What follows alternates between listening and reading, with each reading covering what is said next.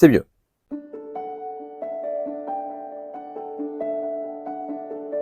Graouh les gens, vous allez bien, c'est Legoshi. Et Legoshi, on se retrouve aujourd'hui pour présenter un manga. Jusque-là, c'est comme d'habitude, il n'y a rien qui choque. Un manga assez court que j'ai beaucoup apprécié et je vais vous dire pourquoi, parce que je pense qu'il mérite toute votre attention. Il s'agit de Colorless. Colorless, que voici, est un manga scénarisé et dessiné par Kent. C'est sorti aux éditions Shiba au prix de 9,95€ le volume et c'est terminé en 7 volumes. Ça s'est terminé il n'y a pas si longtemps d'ailleurs. En tout cas, quand la vidéo sortira. Si vous la regardez plus tard, forcément, ce sera un peu plus... c'est compris. Mais du coup, de quoi parle Colorless? Suite à une éruption solaire d'une ampleur sans précédent, la Terre a perdu ses couleurs. L'humanité, victime de mutations génétiques, est sur le déclin. Malgré tout, il subsiste encore des fragments infimes de couleurs dans le monde, et il pourrait bien être la clé qui rendra à la Terre sa splendeur d'antan, tout comme une mystérieuse jeune fille.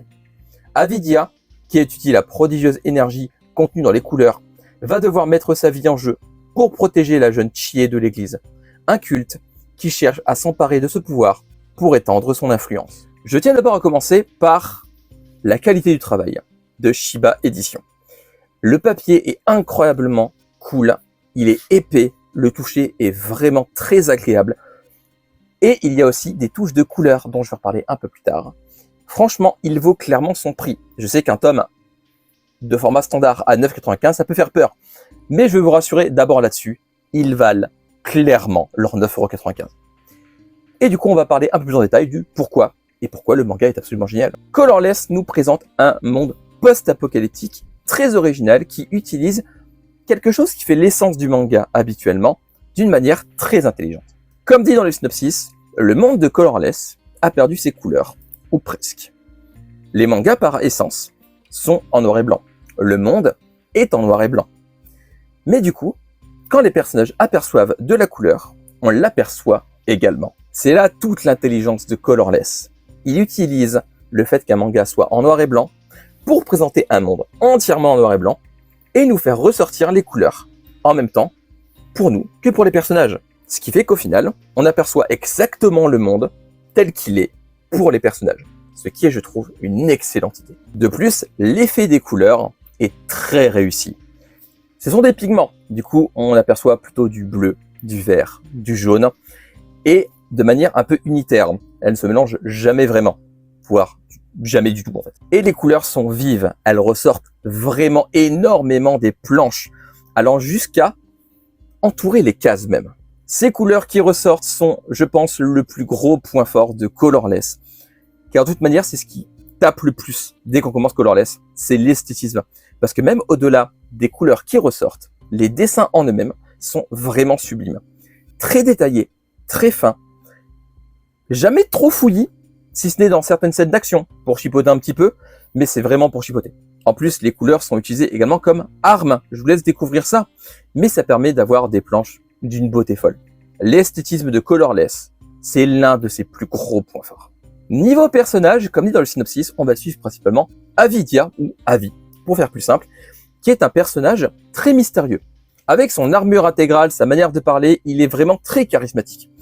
Et aussi très attachant, d'une certaine manière. C'est vraiment un personnage principal que j'ai adoré découvrir, et en plus on le découvre réellement au fur et à mesure du récit.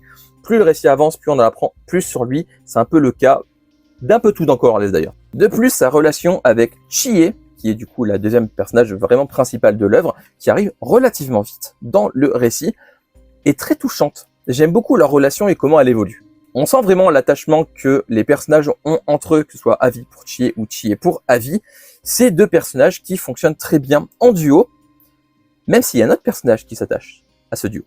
Car oui, il y a Covetess que je vous laisse découvrir un peu plus en détail, je ne vais pas trop vous en dire sur lui, mais sachez que Covetess est vraiment le troisième membre principal de ce récit. Il est plus important qu'il n'y paraît et j'aime vraiment beaucoup comment fonctionne le trio qu'on voit ensemble évoluer dans l'histoire. L'histoire d'ailleurs avance à un rythme assez lent. Disons qu'on a une grande phase d'introduction à l'univers de Colorless. Et c'est pas un mal. Au contraire, je trouve que le rythme assez lent permet de développer d'autres choses à côté, que ce soit les personnages en eux-mêmes, l'univers, les choses qu'on doit savoir pour l'univers pour bien comprendre la globalité de l'œuvre, des points sur l'église également. Je trouve que Colorless a un rythme, oui, lent, mais c'est vraiment pas un défaut. Car au final, on a des révélations au compte-gouttes, ce qui permet en plus d'avoir furieusement envie de lire la suite à chaque fin de tome. Les révélations en plus sont vraiment très intéressantes, elles arrivent pile au bon moment pour rythmer le récit et pour donner envie d'en savoir plus sur la suite de l'histoire. Le scénario est en plus surprenant qu'il n'y paraît, parce que Colorless est une véritable claque, et pas que esthétique. Je trouve que Colorless emprunte un peu à d'autres univers. Je peux pas trop vous en dire malheureusement, parce que j'aurais trop peur de vous en dire trop, et de vous gâcher des surprises. Du coup, je vais rester très vague volontairement, mais Colorless a un univers qui est incroyable. Et vraiment, c'est un des univers que j'ai adoré le plus découvrir récemment. Et je mâche pas mes mots, c'est vraiment l'un des meilleurs univers que j'ai vu. Que ce soit du début à la fin, Colorless est un manga qui est accrocheur, qui est prenant et qui mérite d'être lu. J'ai trop peu entendu parler de Colorless et c'est vraiment dommage parce que vraiment Colorless mérite toute votre attention. Le début peut peut-être rebuter, je pense. Le premier tome étant assez, comme je dis, lent, très introductif, mais vraiment faut passer ce premier volume.